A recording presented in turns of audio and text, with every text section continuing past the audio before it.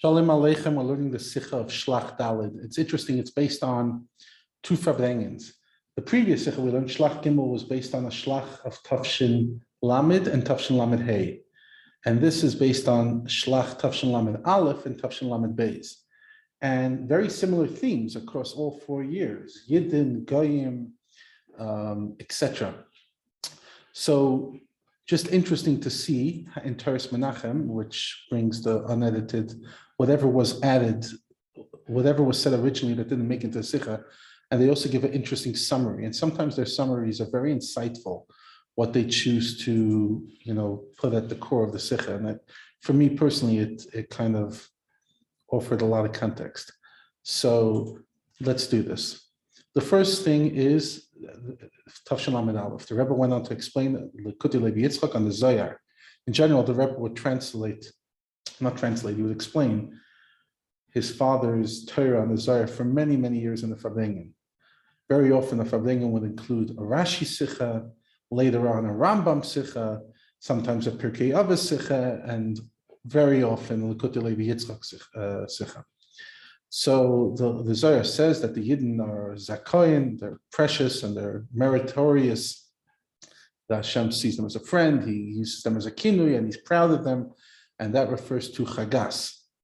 Isra'i, Zayin, that's Chesed.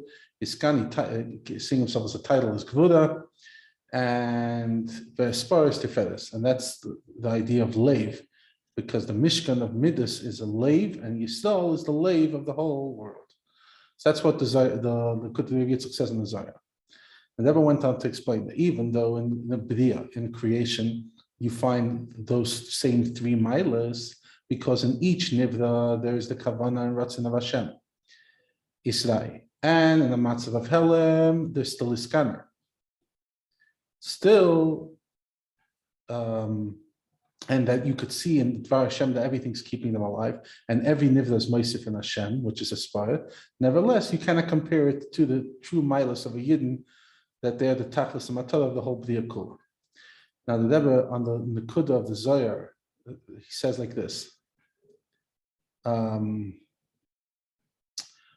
when the Zohar says the Yidden are meritorious, it's even the time when the only thing that unique about them is that there's the Bechira. It's the same guf as the guy. It's not like when you're putting on tefillin and then everybody's afraid of you, or when you do other mitzvahs, etc. No, Hashem is proud of you just for existing. And on the point that said, Iskani,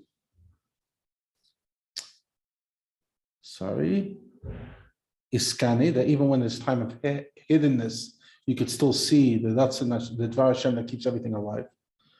So that was said because the creation of the world was B'shvil Yisrael Shni K'Reisis, and Hashem asked them for advice before He created the world, and through them gets chayes to the whole world, like similar to a lave. So therefore, the Yid, Hashem still, is proud of him regardless. And the higher to bring up from the Medrash that says regarding the fact that we put 70 parim on Sukkot, we sacrifice in the Mizbech 70 parim. Each day we go less and less till we hit 70, corresponding to the 7 nations of the world. And it says over there, if the nations of the world knew how good the Beis HaMikdash was for them, they would surround them with crowns, etc. So over here, the Nekuda is that even as the rest of the world has can recognize Hashem, but ultimately what they're truly recognizing is that the Bria Soilim is B'shvil Yisrael. Then the Rebbe went on to say that similar to the idea of that they are the purpose of the whole creation, so too Torah, Shloi B'Shamayim, it's dafka for this world, and that's the whole Chiddush of Torah, that's dafka for this world, and you accomplish an incredible aliyah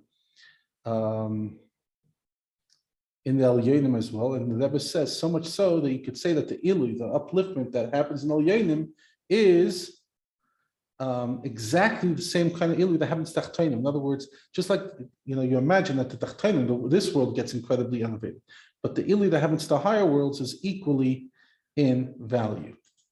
Then on. Now this, and this Tafshin Lamed base, the Rebbe said like this, went on to explain the Kud Levi Yitzchak on the same pasuk that the Yidden are privileged, etc. That Hashem's proud of them, and that corresponds to Chagas. And the Rebbe learned the lesson over there that even when they're in a Maimed of Matzah, they're in a situation that literally they're equal to the Goyim. For example, when they sinned with Chet HaMeraglim, nevertheless, you see the incredible Maila of theirs that Hashem is Pashut incredibly proud of them. And the Rebbe added and said, not only that Hashem wants them, or like feels like he has a desire and need for them, but literally he's proud of them, which shows that the Yidden literally create an upliftment by Hashem himself, which is something unbelievable. And then the Rebbe went on to talk about other Nekudas of Yigdal Adnai, continuing in the Parsha, but we'll keep it at that, L'chaim L'shalom.